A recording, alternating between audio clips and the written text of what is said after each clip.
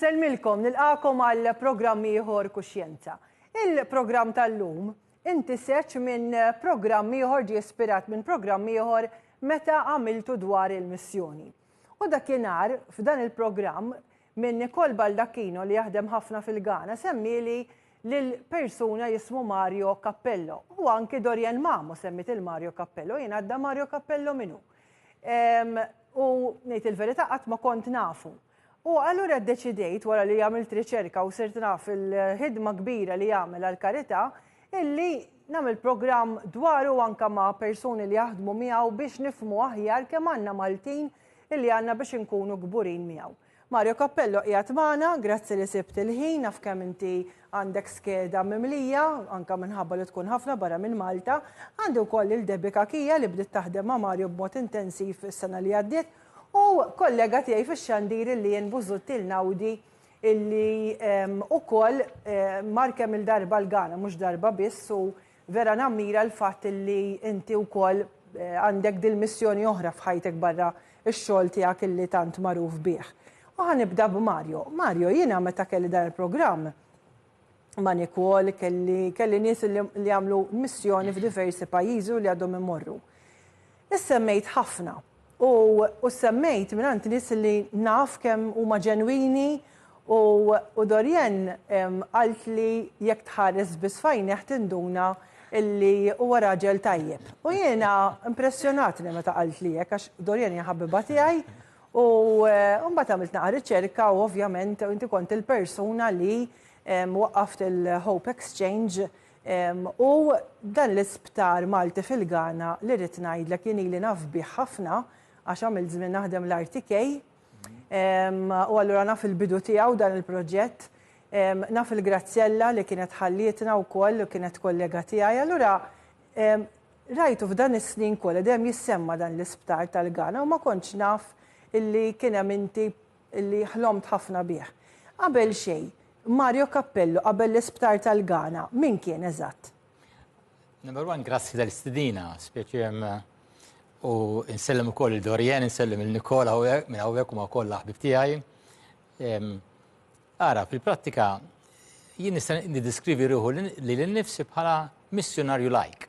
Għaliex fil-prattika dik hija l-missjoni tagħna. Jiena l-mara tiegħi 42 sena ilu grazzi tal-Ispiritu Santu bdejna missjoni f'Malta li huwa l-Institute for World Evangelization, l-ICP Mission, kif inhi magħrufa Malta. Mbagħad jiena infirxet ma' 19 pajjiż fid-dinja. Ġifieri din il-missjoni ta' evangelizzazzjoni bdiet minn Malta. Minn Malta. U nfirxet. Ma' 19 pajjiż. U fil-2002 il-Vatikan irrikonoxxina bħala assoċjazzjoni li hija pontifiċja, hija bidret pontifiċju. Ġifieri hija assoċjazzjoni rikonoxxuta mill-Vatikan fi kliem sempliċi. U darba minnhom kont qiegħed il-Ghana, aħna niġru ħafna, ġifieri bejni jiena u l-mara tiegħi dorna qisu xi 45 pajjiż. So aħna ġifieri hemm l-aeroplan u l-airports huma t-tieni u t-tielet dar tagħna speċi hemm. X'tagħmlu eżatt evangelizzazzjoni x'għandu l-kelma ġifieri diversi proġetti illi fil-prattika aħna waslu l-aħbar it-tajba ta' Ġesu. Ma għalfejn ħassejtu intu l-Mara Mirjen u xek. Anna, skużani, ħassejtu li taslu għalija din. Għaliex? Ara, jiena kont għadni żgħir ħafna u darba minnhom kont għaddejt żmien ma' grupp ġewwa l-Iżvizzera u ndunajt illi dan il-grupp illi fil-prattika kien ta' żgħażagħ imma kellhom żelu kbir għat-tixrid tal-kelma tal-Alla. U ma kinux kattoliċi u jiena rajt illi dak li kellhom huma, ħassejt illi għandi nġibu wkoll fil-Knisja Kattolika il-forma illi kienu jużaw, il-forma ta' skejjel ta' evangelizzazzjoni. U kienet xi ħaġa li vera ħassejt illi fil-Knisja ma tinsabx u tajjeb illi din l-esperjenza tidħol ukoll fil-Knisja Kattolika. Bdejna nistgħu ngħidu Nemnu li jekk Alla mhux ħajmexxi, għadi mhux ħatimxi, dak iż-żmien kien hawn internet, la kienaw biex tikkomunika ma' l-oħrajn kienet tfisser tikteb ittra u tibgħata bil-posta. Ħriġna applikazzjonijiet għall-ewwel skola f'Malta, dejjem ġifieri timlihom bidejk, tibgħathom bil-posta, u ġew 20 ruħ minn 12 pajjiż differenti. U minn hemmhekk bdiet l-ewwel skola ta' evangelizzazzjoni f'Malta, illi mbagħad ħassejna mmorru Ruma għat-tieni skola u hemmhekk intqajna ma' il-Papa Ġwan Pawlu, illi laqana fid-dar tiegħu, fil-palazz tiegħu, fil-Palazz Apostoliku, laqana wkoll fil-Kastell Gandolfo, spiċċana ħadna ikla fl-imkien miegħu, interessa ruħu fina. U intom x'tagħmlu f'dawn il-laqat f'diversi pajjiżi, il-ħidma tagħkom kif ix-xandru? Aħna l-iskejjel ikunu huma qishom irtiri twala ta' xi 5 xhur. Illi hemm żgħażagħ ġew eluf minn kull imkien. U mbagħad hemm imorru f'diversi pajjiżi, anke fil-pajjiż tagħhom stess, biex ikunu lajċi, ġifieri nies normali, impenjati però fis-soċjetà. U jippruvaw ikunu ftit dawl fid-dinja u ftit meleħ fid-dinja. Xtaqt irreġjettella xi ftit ritratti ħalli nifhmu ftit minnu Mario. Mario, jiena nammira nies bħalek ħafna. U allura l-Isptar Malti fil-Ghana. Naf li kont inti li ħlomt bih dan. Għaliex għax mort il-Ghana u rajt il-faqar u l-bżonnijiet li hemm x'kien ġara eżatt? Kif missitek qalbek għall-Ghana? Darba minnhom kont qiegħed hemmhekk il-Ghana biex ngħin u nissapporti u ninkoraġġixxi in-nies tagħna stess li kienu qegħdin jaħdmu hemmhekk. U fil-għaxija kont mistieden waħda mill-laqat li konna. U ħdejna kien hemm tifla żgħira tfajla muġuha weħida u ħadd ma jista' jgħinha fil-prattika qisha kienet abbandunata fl-uġieħ tagħha. Jiena waqft u ma stajt nagħmel xejn dak iż-żmien qed nitkellmu issa snin ilu sewa u t-tobba dak iż-żmien fil-żona fejn konna kien hemm speċi wieħed għal kull 30,000 ruħ tabib. Tabib wieħed għal 30,000. Żgur, tajjeb jew ħażin. Kif se taqgħat?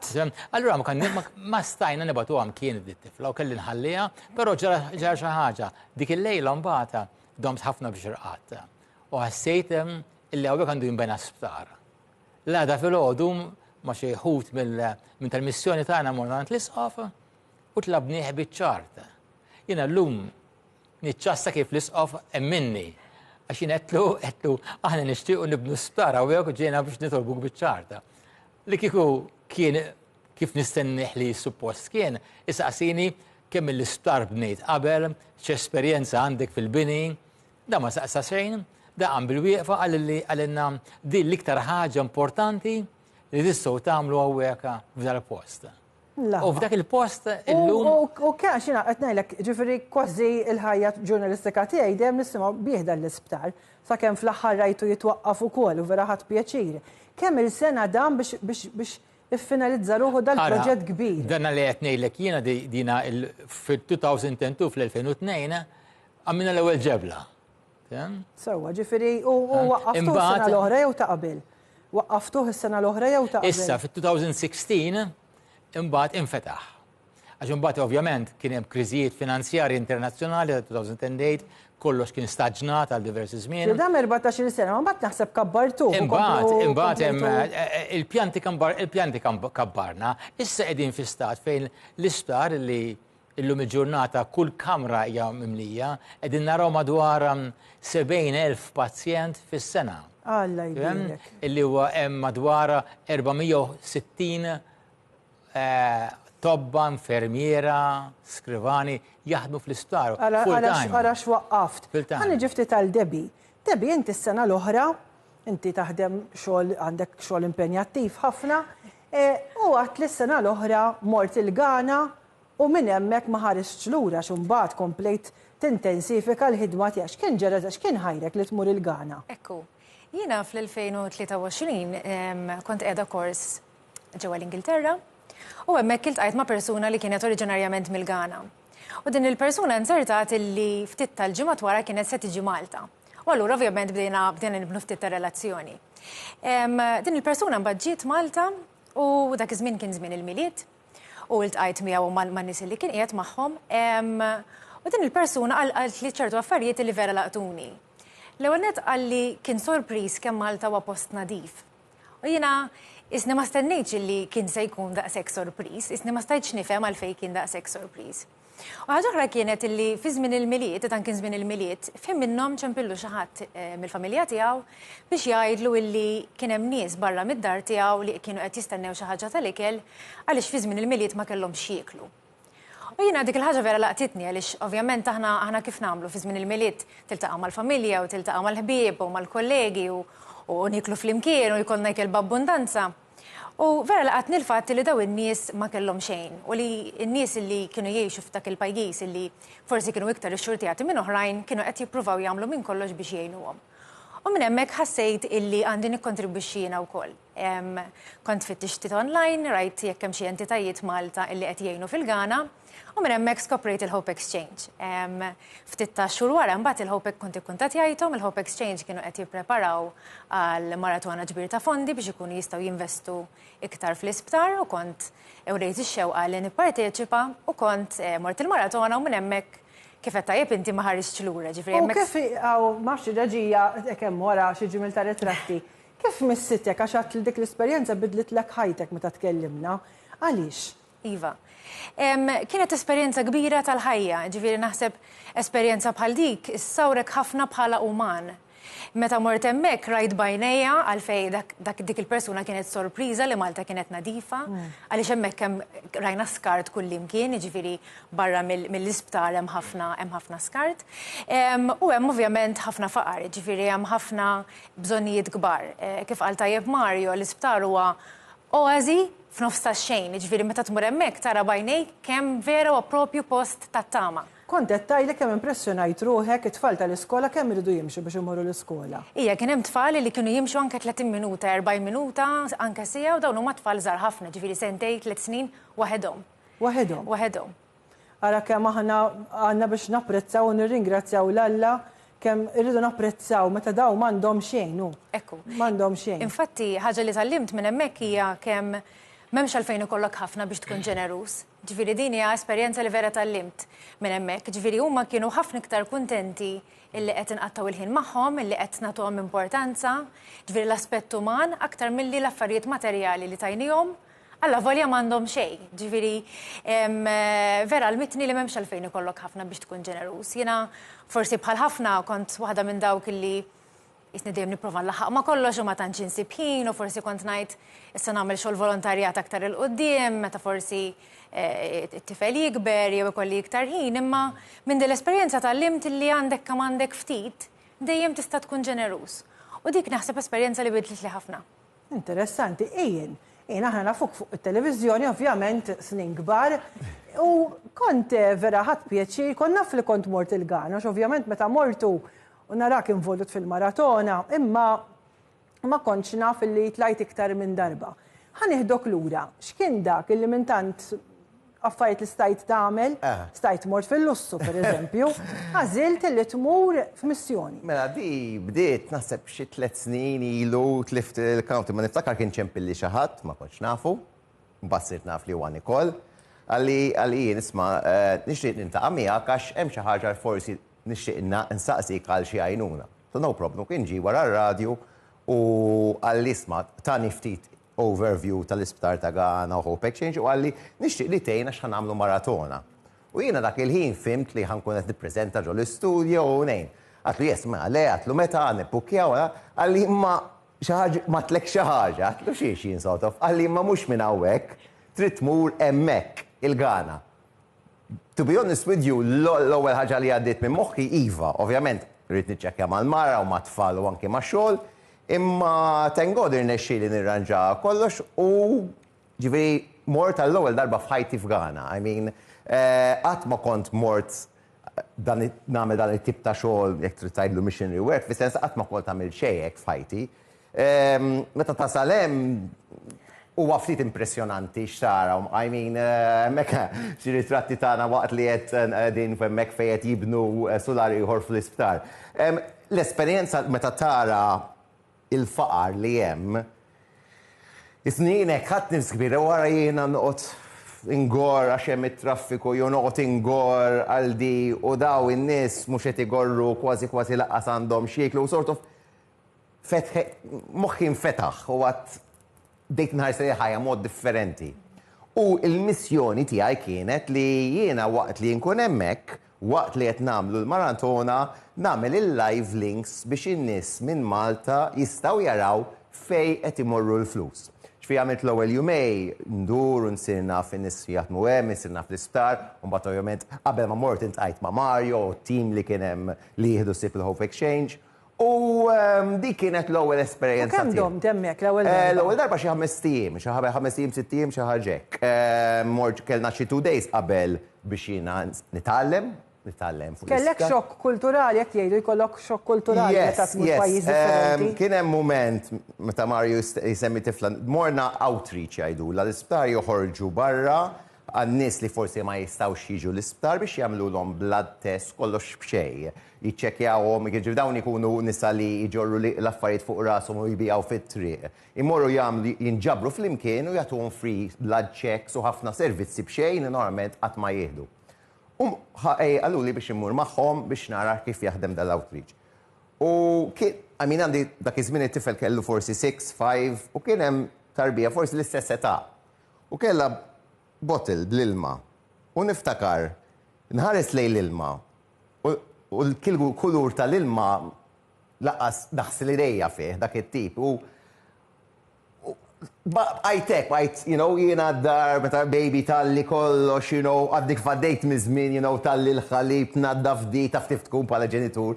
U għatnajt, din tarbija miskina, kull manda ilma biex l-ilma mux u affettwatni ħafna, sort of, u di kienet waħeda mal-art, sort of, omma kienet għettiħu check-ups u hekk. Ma baqat f'moħħi jekk, baqat stampa f'moħħi fatiħat tal-ritrat, niftakar fina għandin nħares lejja ritrat, jekk inħossni li qed niġi absorb mill-commercial ħajja li ngħixu, nieqaf u nara dak ir-ritrat biex narġa' niġi grounded. Għax trealizza li aħna ngorru fuq xejn u għandna kollox. U dawn in-nies huma l-iktar nies ferħanin li qatt intqajt magħhom f'ħajti u m'għandhom xejn. U hemmhekk nara li we have it wrong. Aħna żbaljati mhux huma. U di ġatni nifhem u nħares lejha ħajja mod differenti, kull problema li tiġi lejja mod differenti.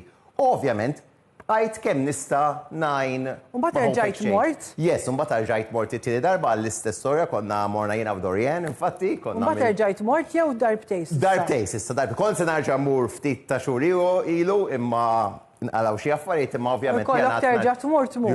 Yes. Jien ara, jekk ma kienitx responsabilità tal-familja, responsabilità tax-xogħol, ovvjament kieku mmur iktar.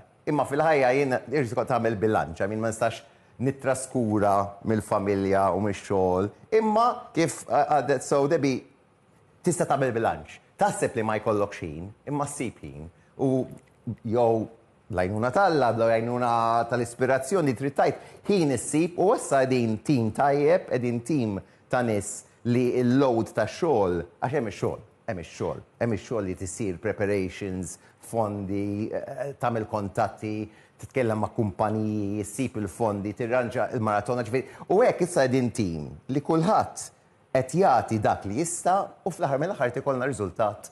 Li dejjem qed jikber u kollha rrid ngħid inkabru dal-isptar. Din hija xi ħaġa li beda Mario jiena minni xejn dej x'għamel Mario, imma mill-ftit li nista' bil-ftit tiegħi ta' xi ħadd ieħor kulħadd flimkien tagħmel ħafna. U ħanajdlek forsi inti ma tirrealizzaħħiex din, imma meta xi ħadd bħalek immur daw il-pajjiżi għadek ma tafx x'ispirazzjoni tkun qed tgħaddi xi nies jafu bil-programmi, jafu, imma x'ispirazzjoni tkun qed tgħaddi tgħid tara jien nsab il-ħin, mela jiena għaliex ma nsibx il-ħin. U jekk jekk xi ħadd qed jara palissa u għandu l-opportunità, anki jekk għal jumej, ara jaqbadni l-bart ngħidha, anki 3 ijiem, mur. Il-ħajja tiegħek mhux biċċajt tinbidel minn abjad għal iswed. Tħares lej problema ma tibqax problema. Tħares lej problema u tajt di mhix problema. Di insolvija. Għax tiftakar dawk in-nies li huma ferħanin u sfortunatament m'għandhom xejn qed nipprovaw intuhom kemm nistgħu. imma għara xferħandhom għaliex jien għandi dir-rabja fit-traffiku mpaqpu għandi dar fejn norqod nikol, naħdem. It makes a massive difference in your way of life. Tari stejn ħajja totalment differenti. Anki ġurnata biżejjed. Bittalment anki ġurnata biżejjed. Interessanti. Mario, għat narak titbissem kemm meta tkellmet debet narak qalbek bimlija bil-ferħ. U anka kif tkellem jien għaliex tinsab ferħan tħossok x'inti tħoss bħalissa meta tisma' lil dawn il-persuni li qegħdin miegħek li missithom personalment l-esperjenza u dana ikollu effett fuq ta' madwarna wkoll b'mod pożittiv. Ara is-suċċess tal-isptar u tal-iskola x'ukoll hemmhekk għandna skola kważi 500 student huwa għaliex hawn nies bħal Ian, bħal Debi, bħal Dorien u bħal tim kbir li issa Nicole Baldacchino illi issa qegħdin nikbru Malta bħala tim. U kulħadd irid imur, kulħadd jagħmel mill-aħjar biex jiġbor fondi għaliex jekk aħna ħanixtru l-mediċina, aħna ħanixtruha bl-istess prezzijiet, anzi kultant iktar ola milli tinxtara Malta. Għax jekk aħna rridu nixtru equipment, magna tal-X-ray, kemm tqumha u ħatqum hemm u ħatqum iktar għalja x'hemmhekk għandek il-bot biex joħduha, għandhom diffikultà biex jagħmlu l-maintenance tagħha, l-ispejs huma ferm ikbar kultant. Però qegħdin naraw li l-isptar qed jieħu mhux biss popolarità f'Malta, imma wkoll fil-Ghana stess. Eżempju aħna għandna akkordi mal-gvern biex qisu 80% tas-salarji iħallasom il-gvern. Għax aħna qegħdin nagħtu servizz lin-nazzjon u l-gvern jirrikonoxxih. Ovvjament hemm ħafna iktar spejjeż għaliex jiġu ħafna nies li m'għandhom xejn jitlub ta' fuqhom. U aħna għandna policy li kull min jidħol l-isptar għandek flus, jew m'għandekx flus aħna naqduk l-istess. U bl-istess mod u nagħtuk l-istess mediċina li għandek bżonn u nittrattawk bl-istess dinjità. U x'servizzi li ntofru x'in niftakar beda bħala sptar tal-għajnejn. Issa naf li kibru s-servizzi, naf li toffru anka għat-tfal. Huwa sptar ġenerali li dak kollu li hemm fi sptar Mater Dei għandna l-isptar hemmhekk illum. Ma u tobba sibtu, Però tobba. issa qegħdin nispeċjalizzaw fin-nisa u fit-tfala. U tobba kif sibtuhom? Hemmhekk hemm livell tajjeb ta' nurses u ta' tobba, però Ma tidu ġibuhom il-bot. Però mbagħad inġibu b'mod internazzjonali esperti biex jgħalmu t-tobba hemmhekk stess. Anki Maltin, telaw? Tobba Maltin, tobba Maltin. U intu kull kemm ikollok titla l-Ghana. Jiena kieku nista' ngħix hemmhekk.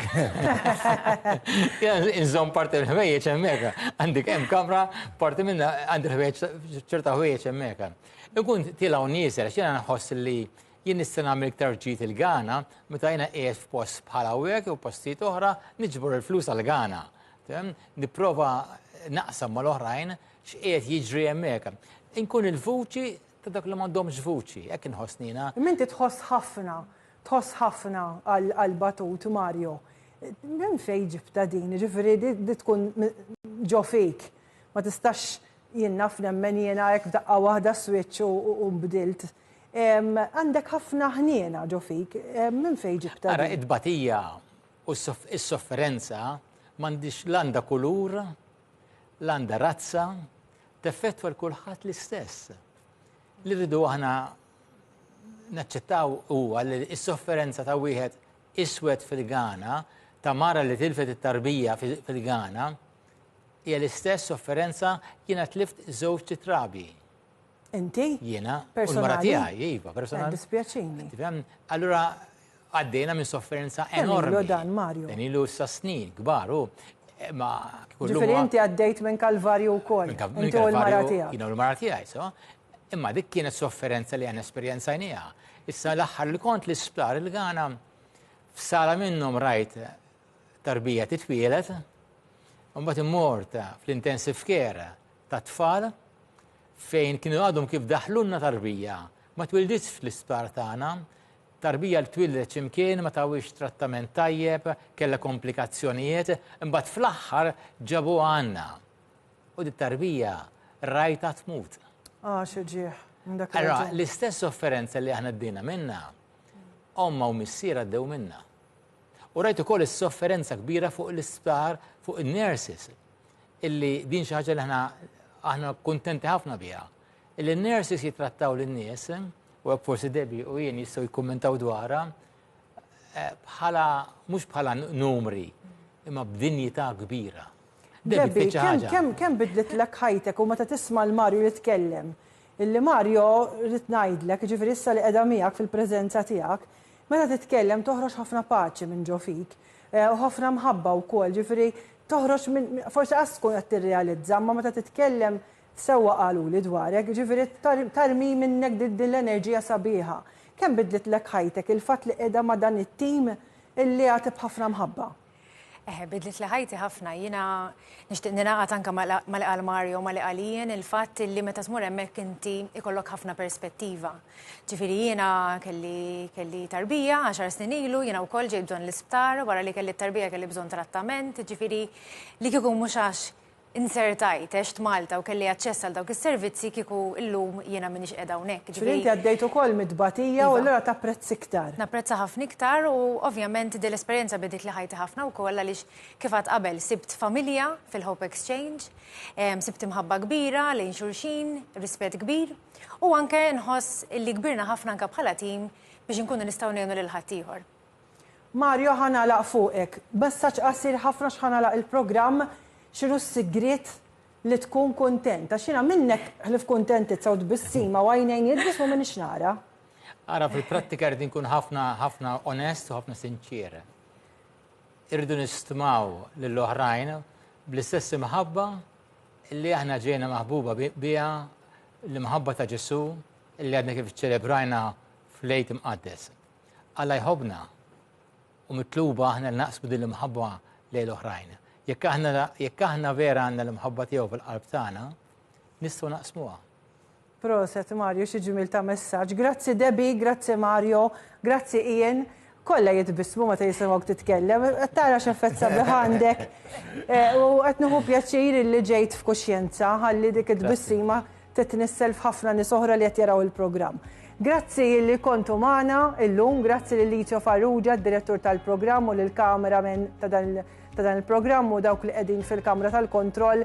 Segwu Kuxjenza fuq Facebook u anki Instagram għad-dettalji dwar il-programm, ritratti, informazzjoni u jien nerġa' nkun magħkom il-ġimgħa d-dieħla. Grazzi ħafna.